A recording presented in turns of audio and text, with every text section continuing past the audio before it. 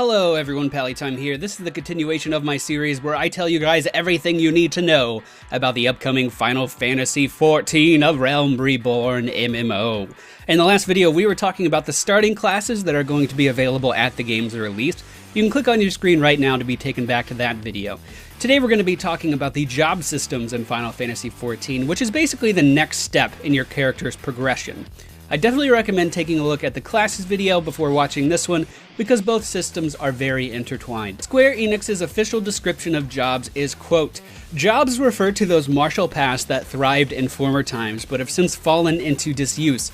Recent developments, however, have occasioned something of a revival in their popularity. By achieving sufficient mastery in a certain class, adventurers will be able to begin undertaking the mantle of that related job. For instance, gladiators may rise up as paladins, who are stout swordsmen who shield comrades from harm. Thaumaturge may aspire to become black mages, mastering the offensive magics, while conjurers may find a new calling as white mages, the masters of healing. The foremost appeal of jobs is the unparalleled degree of specialization they offer. Their potential is best realized in party situations where having well-defined roles is the key to success. There can be no doubt that jobs shine the brightest in the company of others," end quote. Now, there is not a lot of specifics about these jobs that have been officially released, and the game is still currently under NDA, which is a non-disclosure agreement. So I can't go into too many specifics on how these jobs are unlocked. I can, however, give you a general idea about all of these jobs right now, and then later on, once the NDA is lifted, give you a detailed breakdown. Each job requires what we are going to refer to as a primary class and a subclass in order to be obtained. The primary class must be level 30 and the subclass must be level 15 in order to unlock a specific job. For instance, a paladin may require the player to have a gladiator leveled up to 30 and a conjurer leveled up to 15. This is just an educated guess, mind you, but it would make sense because paladins in the Final Fantasy world are a mixture of tanks and healers. Again, there isn't a ton of official information released about these jobs, but I'm going to use my knowledge of previous Final Fantasy MMOs to help explain the jobs in Final Fantasy XIV. Don't worry, I'll point out the differences when I notice them, and if you feel like I've missed anything at all, be sure to tell me in the comments. First up, we have the Paladin. Now, we've discussed the Paladin a little in this video already. Paladins are fantastic defensive characters who are also able to do a limited amount of healing. They're going to excel at protecting their group members from harm, but have limited offensive tools. Most of their healing in Final Fantasy XI was used on keeping themselves alive, and typically not used on other group members, but they could use their heals to generate more threat, to make sure whichever enemy they were fighting would be more focused on the Paladin than their group members. As we have already discussed, it's very likely that the main class needed to unlock the Paladin will be the Gladiator. The Monk. The Monk is going to focus on hand-to-hand combat, a lot like the Pugilist. Did I say it right this time, guys? I have no idea how to say that word. Pugilist is phonetically how it reads on paper. I'm just saying that for the record. But there's no mention of any defensive capabilities in the Monk's official description. What we do know is that the Monks worship the Destroyer deity and are able to use chakra to perform extraordinary feats. This leads me to believe that the Monk's playstyle will be very similar to the Monk in Final Fantasy XI. They're going to be able to hit very hard, hit extremely fast, and also call upon their inner power for some extra damaging effects. The Warrior. Now, warriors wield giant great axes just like the Marauder class, so it's very, very likely if you want to unlock the Warrior job, you're going to need to level the Marauder class to 30 as your primary class. There isn't much information to go off of on the official description, but something that caught my eye was this quote: "Warriors learn to harness their inner beast and translate that power into unbridled savagery on the battlefield." Because of that quote, it also seems likely that the warriors from Final Fantasy XIV will act very similar to the warriors of Final Fantasy XI. In 11, warriors were able to use a number of buffs on themselves that had moderate cooldowns, but this would take their already respectable damage and send it through the roof. Warriors could buff themselves so much that they would have some of the most incredible damage in the game at higher levels. The Dragoon.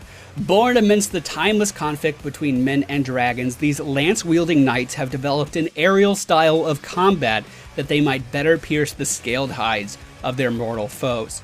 So just like Final Fantasy XI, Dragoons seem to be able to do a lot of high-flying and jumping attacks against their enemies, and without a doubt, if their main weapon is a lance, Lancers are going to be required as the main class to unlock this job. One thing I find interesting is in all of these screenshots provided and in all of the trailers that I've seen, I can't spot a single Dragoon that has a dragon pet. That's a drastic change if it is true from Final Fantasy XI. Back in 11, Dragoons had their abilities, but they were also able to use their dragons in combat to do something like a fire AoE. So the fact that Dragoons are lacking this component would change the class up pretty drastically. The Bard. In Final Fantasy XI, Bards were one of the most sought-after classes to have in any XP group. Their ability to provide buffs to everyone around them while also being able to pull enemies and crowd control them until the group was ready to fight made Bards one of the most useful classes for group play back in the day. In Final Fantasy XIV, Bards are actually able to fight with bows, making it appear that while they are still able to provide buffs to everyone around them, they're also going to be able to deal at least some damage at range. The White Mage. It shouldn't be a surprise to anyone what the White Mage does if you have even a basic understanding of Final Fantasy games. The White Mage is going to be the go-to job for healing. Their ability to keep other players alive was unparalleled in Final Fantasy XI, and it doesn't appear that it will be changing anytime soon moving into Final Fantasy XIV. If you enjoy being the person that keeps everyone else alive, you will likely enjoy the White Mage.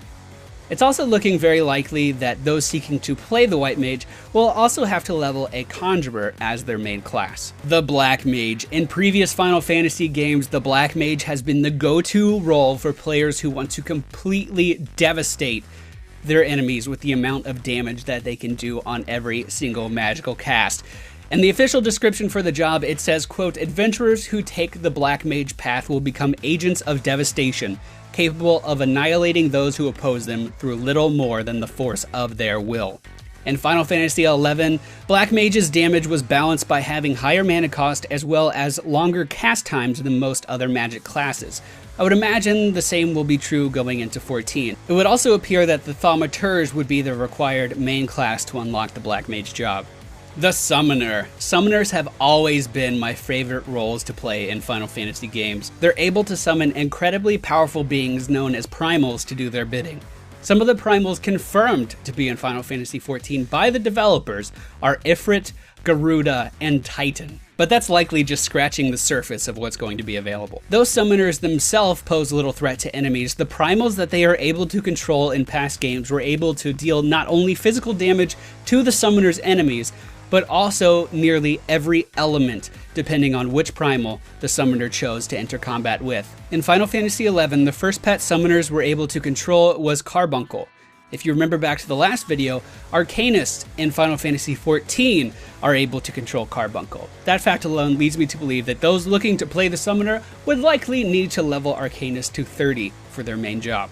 Scholars. In Final Fantasy XI, Scholars were labeled as battlefield strategists. They were able to adjust their playstyle to fit the situation at hand. Using grimoires, they were able to focus on either black magic or white magic and also adjust the way that their spells work. For instance, they could turn a single target spell into an AoE just by using the knowledge available within their books. Scholars in Final Fantasy XIV, however, appear to be pretty different from that. It appears that the Scholars are now able to command spell-weaving fairies. Yeah, spell-weaving fairies. And according to their description, these fairies can not only heal their allies, but also bolster their strength. Based on that description alone, it seems as though Scholars are shifting from the Black Mage, White Mage mixture job that they were in 11, and they're going to be taking up more of a support healer role in Final Fantasy XIV. It's important to remember that these jobs are not required for your character, and they are simply more specialized roles if you choose that you wish to unlock them. If you make a character and you love your starting class, you can play that class all the way up to the level cap, and you are not required to ever change. This system just gives more freedom to the player and lets them define how they wish to play through the game more, and I personally love the class and job systems that are being presented in Final Fantasy XIV. So there you go, guys. There's a brief outline on all the jobs. Now, like I said, the game still is currently under NDA, so I could only present the information that has been officially released. Once that NDA is lifted, we'll be able to go back again and give you a much more detailed look at all of these jobs. This was the general overview. In the future, we will do job breakdowns, letting you know what each job is all about and giving you more knowledge about your choice on which jobs you would like to play in Final Fantasy XIV. But alright guys, that's it for me today. I hope you enjoyed today's video. If you did, please be sure to hit the thumbs up button below. Let me know which job interests you the most, and does that change your class selection that you were excited about? I'm interested in knowing. And if you're new to this channel, I encourage you to subscribe. I'll be back very soon with more info, and I'll see you all then.